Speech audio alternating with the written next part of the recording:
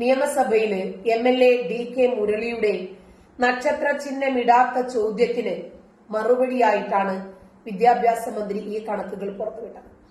ഇതോടൊപ്പം ഓരോ സ്കൂളുകളിലെയും ജാതി മതരഹിത വിദ്യാർത്ഥികളുടെ കണക്കുകളും നൽകി. എന്നാൽ സർക്കാരിന്റെ കണക്കിൽ തെറ്റുണ്ടെന്ന് ആരോപിച്ച് സ്കൂൾ അധികൃതർ രംഗത്തെത്തി. അങ്ങനെയാണ് ജാതി മതരഹിത കുട്ടികളുടെയൊക്കെ എണ്ണം സംബന്ധിച്ച് വലിയ വിവാദമായി നമ്മുടെ നാട്. അങ്ങനെ അമ്മയെ തെളിയാലും രണ്ട് പക്ഷമുള്ള നാടാണ്. ആരുടെയും പക്ഷപ്പെടുത്തി സംസാരിക്കാൻ നമ്മുടെ നാട്ടിൽ വല്ലാതെ രസകരമായ കാര്യമാണ്. മതരഹിതരായ കുട്ടികളുടെ എണ്ണം സംബന്ധിച്ച് വിവാദം കത്തി നിൽക്കുമ്പോഴാണ് IT school executive director Anwar Sadath പുതിയ കണക്കുകൾ പുറത്തുവിട്ടത് വിവാദമായത്. IT സ്കൂളിന്റെ സമ്പൂർണ്ണ സോഫ്റ്റ്വെയറിൽ രേഖപ്പെടുത്തിയ വിവരങ്ങൾ എന്ന തലക്കെട്ടിലായിരുന്നു അദ്ദേഹം പുതിയ കണക്കുകൾ ഫേസ്ബുക്ക് അക്കൗണ്ടിലൂടെ പങ്കുവച്ചത്. കഴിഞ്ഞ അധ്യയന വർഷം പ്രവേശനം നേടിയ കുട്ടികളിൽ ഏതാണ്ട് 1,22,662 കുട്ടികൾ ജാതി രേഖപ്പെടുത്തിയിട്ടില്ല എന്നായിരുന്നു പുതിയ കണക്ക്. ഇപ്പോഴെത്രയോ കൂടിയിട്ടുണ്ടാകും. 1,19,865 കുട്ടികളിൽ മാത്രം മതം രേഖപ്പെടുത്തിയെങ്കിലും ജാതിക്കോളമില്ല. 1,750 കുട്ടികൾ മതം രേഖപ്പെടുത്താതിരുന്നപ്പോൾ 1,538 കുട്ടികൾ മതവും ജാതിയും പൂരിപ്പിച്ചിട്ടില്ല. 748 വിദ്യാർത്ഥികൾ മതക്കോളത്തിൽ മതമില്ല എന്ന് രേഖപ്പെടുത്തി. ഇങ്ങനെയാണ് അൻവർ സാദത്ത് പുറത്തുവിട്ട പുതിയ കണക്കുകളിൽ പറയുന്നത്. 2017-18 കണക്ക് അങ്ങനെയാണെങ്കിൽ ഏതാണ്ട് 6 വർഷം കൂടി കഴിയുമ്പോൾ മനുഷ്യൻ എത്രമാത്രം മാറി ചിന്തിക്കാൻ തയ്യാറായി എന്ന് നോക്കണം.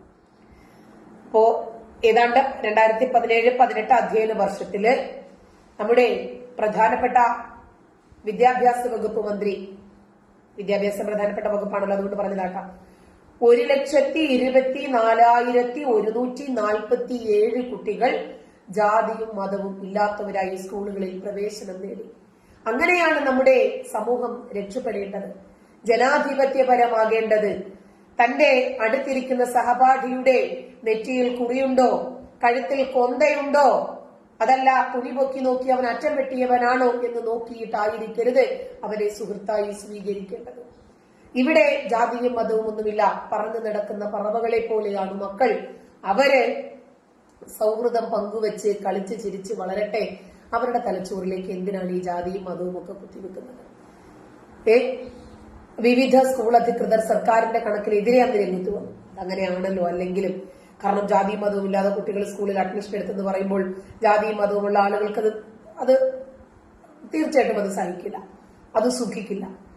എന്തായിരുന്നാലും അത് ഒരു നല്ല രീതി തന്നെയായിരുന്നു. ഇപ്പോ മക്കൾക്ക് വേണ്ടത് വിദ്യാഭ്യാസമാണ് അല്ലെ? അതിനിടയിൽ മതരഹിത കുട്ടികളുടെ കണക്കുമായിട്ട് ബന്ധപ്പെട്ട വിവാദം നിയമസഭയിൽ വരെ ചർച്ചയ്ക്കെത്തി. അങ്ങനെ അന്ന് സഭ ചേർന്ന സമയത്ത് വിദ്യാഭ്യാസ മന്ത്രിക്കെതിരെ പ്രതിപക്ഷം അവകാശ ലംഘന നോട്ടീസ് നൽകുക, കുട്ടികളുടെ ജാതി മതവുമായിട്ട് ബന്ധപ്പെട്ട് തെറ്റായ കണക്കുകളാണ് നൽകിയത് എന്ന് പറഞ്ഞിട്ട് വിദ്യാഭ്യാസ മന്ത്രി സഭയെ തെറ്റിദ്ധരിപ്പിച്ചു എന്ന് ആരോപിച്ചു. അങ്ങനെയാണ് പ്രതിപക്ഷത്തിന്റെ അവകാശ ലംഘന നോട്ടീസ് എത്തുന്നത്. അതേസമയം സോഫ്റ്റ്വെയറിൽ നൽകിയ കണക്കുകളാണ് താൻ നിയമസഭയിൽ അവതരിപ്പിച്ചത് എന്നാണ് വിദ്യാഭ്യാസ മന്ത്രി C രവീന്ദ്രനാഥിന്റെ അന്നത്തെ വിശദീകരണം. ജാതി മത കോളങ്ങൾ ഒഴിച്ചിട്ടവരുടെ എണ്ണമാണ് പറഞ്ഞത്. എന്നാൽ ഈ കോളങ്ങൾ ഒഴിച്ചിട്ട ആളുകൾക്ക് ജാതിയില്ല എന്ന അർത്ഥമില്ലെന്നും അദ്ദേഹത്തിന് കൂട്ടിച്ചേർക്കേണ്ടി വരികയാണ്. പിന്നീട് കണക്കിൽ പിഴവുണ്ടെങ്കിൽ അത് തിരുത്താൻ DPIക്ക് നിർദ്ദേശം നൽകിയതായും മന്ത്രി അന്ന് തന്നെ പറഞ്ഞു. മനുഷ്യൻ എത്ര ഭയപ്പെടുന്നെന്ന് നോക്കിക്കേ. മതസംബന്ധമായിട്ടുള്ള എന്തെങ്കിലും വിഷയത്തിൽ ആരെങ്കിലും അഭിപ്രായം പറഞ്ഞാൽ അവരൊന്നുകിൽ ആ പോസ്റ്റ് മുക്കും, അതല്ലെങ്കിൽ അവർ തിരുത്തും, അതുമല്ലെങ്കിൽ അവർ മാപ്പും കോപ്പും ഒക്കെ ആയിട്ട് മുന്നോട്ട് വരും. എന്താ അല്ലെ മനുഷ്യൻ ഇങ്ങനെ എന്ത് പറയുമ്പോഴും എതിർഭാഗത്ത് ജാതിയോ മതമോ അങ്ങനെ പ്രത്യേകിച്ച് എന്തെങ്കിലും രാഷ്ട്രീയ സംഘടനകളോ ഉണ്ടോ എന്ന് നോക്കി മാത്രം പ്രതികരിക്കേണ്ടുന്ന ഒരു സാഹചര്യമാണ് ഇപ്പോൾ നമുക്ക് വന്നിരിക്കുന്നത്. മതവിദ്യാഭ്യാസത്തോകും എത്രയെത്ര പൊതുവിദ്യാലയങ്ങളിലാണ് മതവിദ്യാഭ്യാസം അഭ്യസിപ്പിക്കുന്നത്? അതിന്റെ ആവശ്യമില്ല. നമ്മൾ പഠിക്കാൻ പോകുന്നത് ഭാഷ പഠിക്കണം, നമുക്ക് പിന്നെ ചില സബ്ജക്റ്റുകൾ പഠിക്കണം. അതല്ലാതെ മതവിദ്യാഭ്യാസം സ്കൂളുകളിൽ പഠിപ്പിക്കേണ്ട കാര്യമുണ്ടോ? ഇനി അതുമല്ല, മദ്രസയുടെ സമയം നോക്കി സ്കൂളുകളുടെ സമയം ക്രമീകരിക്കുക. വേറെ ഏതെങ്കിലും ഒരു നാട്ടിലുണ്ടാകുമോ ഇങ്ങനത്തെ ഒരു രീതി? ഒന്ന് ആലോചിച്ചിട്ട് പറഞ്ഞാൽ മതി. മതവിദ്യാഭ്യാസത്തിന്റെ കാര്യം പറഞ്ഞിട്ട് സ്കൂൾ സമയക്രമം നിശ്ചയിക്കുന്നത് ഏത് രൂപത്തിലുള്ള ശരികളാണ്? സ്കൂളിന്റെ പ്രവർത്തന സമയം തീരുമാനിക്കേണ്ടത് മതസംഘടനകളാണോ? മതസംഘടനകൾക്ക് മുന്നില് സർക്കാർ മുട്ടുമടക്കിയാൽ അത് നമ്മുടെ സമൂഹത്തിലെ വലിയ ചലനങ്ങൾ ഉണ്ടാക്കില്ലേ?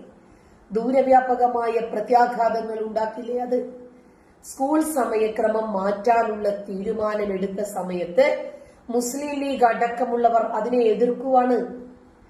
വിദ്യാർത്ഥികൾക്ക് ഗുണകരമായ സമയക്രമമാണ് വേണ്ടത്.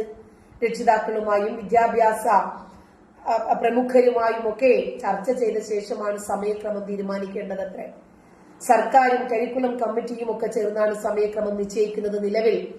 അതല്ലാതെ മതസംഘടനകളല്ല. എന്തിനാണ് പൊതുവിഷയങ്ങളിൽ മതം ഇടപെടുന്നത്? മതങ്ങൾ ആരാധനാലയങ്ങളിൽ ഒടുങ്ങട്ടെ, പൊതുനിയമങ്ങൾ പ്രാബല്യത്തിൽ വരട്ടെ. മതനിയമവും പൊതുനിയമവും തമ്മില് കൂട്ടിക്കൊടുക്കേണ്ട കാര്യം എന്താ? സ്കൂളിലെ പഠന സമയ ക്രമീകരണത്തില് മാറ്റത്തിന് റെക്കമെൻഡ് ചെയ്യുന്ന ഖാദർ കമ്മിറ്റിയുടെ 2ാം റിപ്പോർട്ട് സർക്കാരിന് സമർപ്പിച്ചത് വിവാദമായിരുന്നു ഒരിക്കൽ. സ്കൂൾ പഠന സമയം രാവിലെ 8 മണി മുതൽ ഉച്ചയ്ക്ക് 1 മണി വരെ ആക്കണം എന്നായിരുന്നു ഖാദർ കമ്മിറ്റിയുടെ റെക്കമെൻഡ്. അങ്ങനെ പഠനത്തിന് ഏറ്റവും അനുയോജ്യമായ ഒരു സമയം രാവിലെയാണെന്നും അതിനുശേഷമുള്ള സമയം കായിക പഠനം അടക്കമുള്ള മറ്റുള്ള കാര്യങ്ങൾക്ക് മാറ്റിവെക്കാമെന്നുമായിരുന്നു ഖാദർ കമ്മിറ്റിയിൽ പറഞ്ഞത്. ആ റിപ്പോർട്ട് നമുക്ക് പറ്റില്ല എന്നാണ് മുസ്ലിങ്ങൾ പറഞ്ഞത്. എന്തുകൊണ്ട്? കുഞ്ഞുങ്ങൾക്ക് ഫ്രഷ് ബ്രെയിനിലേക്ക് അവർക്ക് വിദ്യകൾ അഭ്യസിക്കാനുള്ള ഒരു സമയം ക്രമീകരിക്കുമ്പോൾ അവിടെയും മതം കയറി വരുന്നു. നമ്മുടെ ജീവിതത്തിൽ ഉണക്കമീനിനും മഞ്ഞപ്പൊടിക്കുമൊക്കെ മതത്തിൽ പ്രാധാന്യമുണ്ടെന്ന് നമ്മൾ മനസ്സിലാക്കിയത് ഈ അടുത്ത കാലത്താണ്.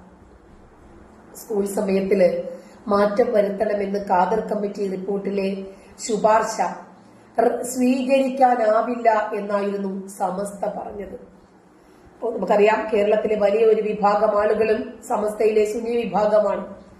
അപ്പോൾ പഠന സമയം 8 മണിക്കാക്കുന്നത് കൊണ്ട് ലക്ഷക്കണക്കിന് വിദ്യാർത്ഥികളുടെ മദ്രസ പഠനത്തെ സാരമായി ബാധിക്കും എന്നാണ് സമസ്ത പ്രസ്താവനയിൽ അറിയിച്ചത്. ഖാദർ കമ്മിറ്റി ശുപാർശ തള്ളിക്കളയണമെന്ന് സമസ്ത കേരള ജമിയത്തുൽ ഉലമ പ്രസിഡന്റ് സയ്യിദ് മുഹമ്മദ് ജിഫ്രി മുത്തുക്കോയ തങ്ങൾ പറഞ്ഞു. ഇവരൊക്കെ മതത്തിന് പ്രാധാന്യം നൽകുന്നവരാണ്, അതല്ലാതെ പൊതുവിദ്യാഭ്യാസങ്ങൾക്ക് പ്രാധാന്യം നൽകുന്ന ആളുകളല്ല. ഞാൻ വേണമെങ്കിൽ അതിന്റെ ഏറ്റവും വലിയ ഒരു ഉദാഹരണം കാണിച്ചു തരാം. ഒരിക്കല് സക്കരിയ സുലാഹിയോട് ഒരു പേരന്റ് ആണെന്ന് തോന്നുന്നു വിളിച്ചു ചോദിക്കുകയാണ്, എന്റെ കുട്ടിക്ക് +2 പഠിക്കുന്നത്, ളുഹർ നമസ്കരിക്കാനുള്ള സമയം കിട്ടുന്നില്ല. സ്കൂളിൽ പോകുന്ന കുട്ടിയല്ലേ, അപ്പൊ ളുഹർ നമസ്കരിക്കാൻ പറ്റുന്നില്ല, എന്ത് ചെയ്യും? അത് സ്കൂളിൽ പഠിക്കാനുള്ള സൗകര്യം ഇല്ല, അതുകൊണ്ട് എന്താ ചെയ്യുന്നതെന്ന് ചോദിച്ചപ്പോ, എന്ന് നിർത്തണം നിന്റെ കുട്ടിയുടെ സ്കൂൾ പഠനം? എങ്ങനെയാണ് ഏത് കാലത്താണ് ഇവരൊക്കെ ജീവിക്കുന്നത്? ഇവർക്കൊക്കെ മാറ്റമുണ്ടാകുമെന്നാണോ നമ്മൾ പ്രതീക്ഷിക്കേണ്ടത്? ഞാൻ അത് കേൾപ്പിച്ചു തരാം. എന്റെ മോള് +2 പഠിക്കാണ്. രാവിലെ 7 മണിക്ക് പോകും, വൈകുന്നേരം 7 മണിയാവും തിരിച്ചെത്തുമ്പോ. അപ്പൊ ക്രിസ്ത്യാനിയുടെ സ്കൂൾ ആയതുകൊണ്ട് 100 അസറൊന്നും നിസ്കരിക്കാൻ പറ്റൂല. മറ്റു മുസ്ലിം വീടുകളൊന്നും അതിന്റെ അടുത്തിൽ ഉണ്ടെങ്കിൽ തന്നെ ഇപ്പൊ പ്രായപൂർത്തിയായ പെൺകുട്ടികളെങ്ങനെ എന്നെ വീട്ടിൽ പോയി കരിക്കാൻ പറ്റൂല. എന്താ ചെയ്യേണ്ടത്? വല്ല ഇളവും കിട്ടുമെന്നറിയാൻ എന്നെ വിളിക്കുക. ഞാൻ പറഞ്ഞു, ഇന്ന് നിർത്തണം എന്റെ കുട്ടികളെ +2, ഇന്ന് നിർത്തണം. എന്താന്ന് ചോദിച്ചു. നല്ല ഉസ്താദ് അല്ലേ? ഉച്ചയ്ക്ക് സ്കൂളിൽ പോകുമ്പോൾ ളുഹർ നമസ്കരിക്കാൻ പറ്റുന്നില്ല, ഇന്ന് നിർത്തണം നിന്റെ സ്കൂള്. ഫ്ലൈറ്റിൽ യാത്ര ചെയ്യുന്നവർ എന്ത് ചെയ്യും? റോഡ് ടാറുപണി ഇടുന്ന ആളുകൾ എന്ത് ചെയ്യണം? കമ്പോസ്റ്റ് വരുന്ന ആളുകളില്ലേ? ടോയ്ലറ്റ് കുഴി ക്ലീൻ ചെയ്യുന്ന ആളുകളില്ലേ? കരിങ്കൽ പണി എടുക്കുന്ന ആളുകളില്ലേ? അവർക്കൊക്കെ കൃത്യമായിട്ട് 5 നേരം നമസ്കരിക്കാൻ പറ്റുമോ? അവരൊക്കെ എന്ത് ചെയ്യണം? ആ പണി ഒഴിവാക്കിയിട്ട് അല്ലാ അല്ലാ അല്ലാ അല്ലാ എന്ന് വിളിച്ചുകൊണ്ട് വീട്ടിലിരുന്നാൽ ഈ പുരോഹിതന്മാര് കൊണ്ടു കൊടുക്കുമോ അവരുടെ വീട്ടിലേക്കുള്ള അന്നം? അങ്ങനെ എത്രയെത്ര ക്രിട്ടിക്കലായിട്ടുള്ള ജോലികളുണ്ട്. ഡോക്ടർമാർ ഗൈനക്കോളജിസ്റ്റ്, അവർക്ക് ചിലപ്പോൾ ഭക്ഷണം എടുത്ത് കഴിക്കാൻ നിൽക്കുമ്പോഴായിരിക്കും ആർക്കെങ്കിലും പ്രസവ വേദന വരുന്നത്. എനിക്കുണ്ട് തിരുവനന്തപുരം തൈക്കാട് ഹോസ്പിറ്റലിലെ ഷെറിൻ, സുഹൃത്താണ് എന്റെ ഡോക്ടർ. അപ്പോ അവര് പറയാറുണ്ട് ഭക്ഷണം കഴിക്കാൻ മര്യാദയ്ക്കൊന്ന് കിടന്നുറങ്ങാൻ പറ്റുന്നില്ല. ചിലപ്പോൾ രാത്രിയൊക്കെ ആയിരിക്കും പ്രസവം, ഓടിപ്പോണം. അവരൊക്കെ എങ്ങനെ നമസ്കരിക്കും? ഓപ്പറേഷൻ തിയേറ്ററിൽ പോലും കഴിഞ്ഞ ദിവസം നമസ്കരിക്കാൻ സമയം വേണമെന്ന് ഒരു 3-4 ഡോക്ടർമാര് പറഞ്ഞത് വലിയ വിവാദമായില്ലേ?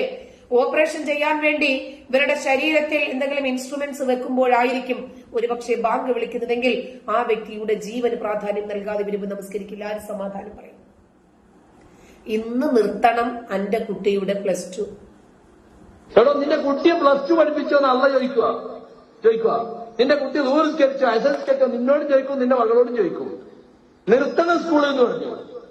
ഞാൻ പറഞ്ഞു നമ്മളെ ആളുകളെ നിലവാരം എവിടെ എത്തിയെന്ന് മനസ്സിലാക്കാൻ വേണ്ടിയാണ്. നമുക്ക് മനസ്സിലായി മതവിശ്വാസികളുടെ നിലവാരം എവിടെയാണെന്നും മതത്തിന്റെ നിലവാരം എവിടെയാണെന്നും ഇത് കേൾക്കുന്നവർക്ക് മനസ്സിലാകുമല്ലോ.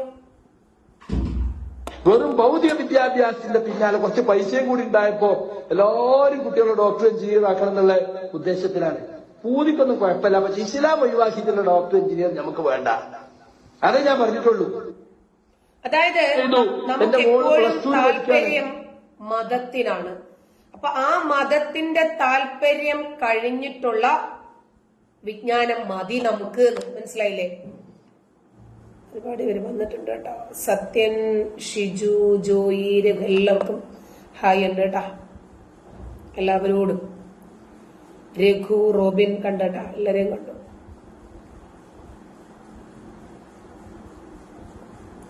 ഇതിനകത്തൊരു ചോദ്യം വന്നിട്ട് പറയാട്ടാ.